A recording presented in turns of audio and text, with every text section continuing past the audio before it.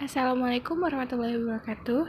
Saya Isnaini Kurniasi dari Universitas Islam Negeri Sultan Syarif Kasim Riau dari Fakultas Pertanian dan Peternakan, jurusan Agroteknologi. Baiklah, di sini saya akan membuat video dari mata kuliah Nutrisi dan Zat Pengatur Tumbuh, di mana di sini di video ini saya akan membahas tentang hormon tumbuhan. Salah satunya adalah hormon auksin.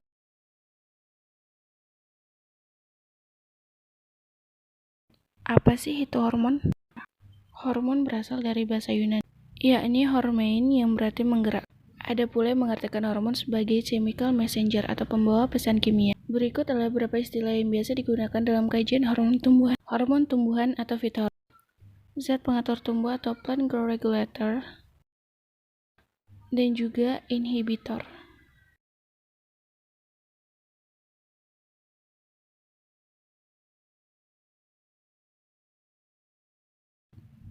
Adapun ciri-ciri hormon sebagai berikut. Merupakan senyawa organik asli biosintesis tumbuhan itu dapat ditranslokasikan ke bagian tumbuhan yang lain. Tempat pembuatan atau biosintesis dan tempat kerjanya berbeda, dan aktif dalam konsentrasi yang rendah. Hormon mempengaruhi dan mengontrol perkembangan tumbuhan. Hormon memiliki fungsi untuk mengatur metabolisme pertumbuhan maupun perkembangan. Adapun jenis-jenis dari hormon.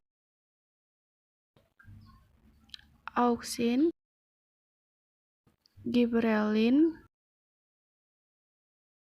sitokinin, dan juga etilen. Baiklah, di sini saya akan membahas tentang salah satu hormon, yaitu hormon auksin, di mana auksin pertama kali ditemukan oleh Verswijn pada tahun 1863-1935 yang merupakan salah satu seorang mahasiswa praksarjana di salah satu universitas di negara Belanda. Verswijn melakukan uji yang dikenal dengan nama The Avena Cultivar Test. Pada bagian A ini menunjukkan bahwa bagian ujung koleoptil dari tanaman Avena sp dipotong lalu dipindahkan ke bagian atas agar. Untuk bagian yang B menunjukkan bahwa bagian ujung koleoptil lain dipotong. Pada gambar yang C, potongan agar yang telah menyerap auksin dipindahkan pada sisi koleoptil. Dan untuk gambar yang D menunjukkan koleoptil tersebut kemudian menyerap auksin yang berada di agar. Akibatnya terjadi pembengkokan koleoptil akibat dari pemanjangan di salah satu sisi koleoptil. Apa sih itu hormon auksin? Auksin merupakan senyawa kimia yang berperan dalam mendorong terjadinya pemanjangan pada kuncup tanaman yang sedang berkembang. Istilah auksin juga dipergunakan untuk menyebut zat kimia yang meningkatkan pemanjangan dari suatu koleoptil. Pada gambar ini menunjukkan bahwa ini merupakan ujung tanaman atau meristem apikal yang merupakan sempat sintetis dari auksin. Adapun salah satu faktor penghambat dalam kerja auksin yaitu cahaya matahari, di mana auksin pada tanaman yang terkena cahaya matahari akan mengalami kerusakan dan penghambat kerja akibat pertumbuhan tanaman menjadi. Sebaliknya, tanaman yang tidak terkena cahaya matahari, auksinnya tidak akan terhambat kerjanya maupun rusak sehingga pertumbuhan menjadi lebih cepat. Nah, pertumbuhan tanaman pada tempat gelap atau tidak terkena cahaya matahari ini dikenal dengan istilah etiolesi. Adapun macam-macam hormon auksin. Terdapat 3 macam auksin. Asam 4-kloroindoasetat atau 4-kloro-IAA, asam fenil asetat atau PAA, asam indol butirat atau IBA. Berikut merupakan 3 struktur jenis auksin alami.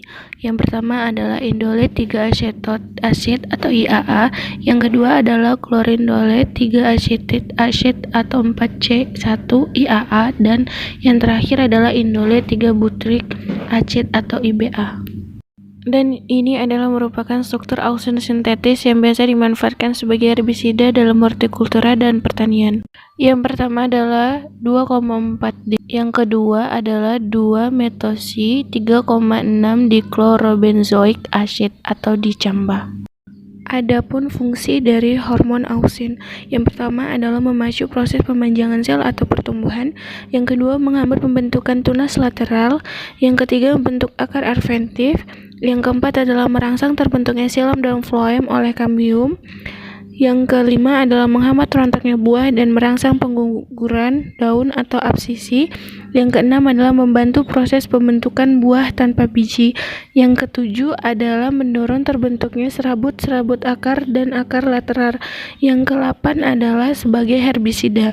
Yang kesembilan adalah penyebab gerak pada tumbuhan yaitu fototropisme dan geotropisme.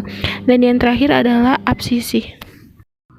Baiklah, mungkin itu saja yang dapat saya sampaikan. Lebih dan kurangnya saya mohon maaf.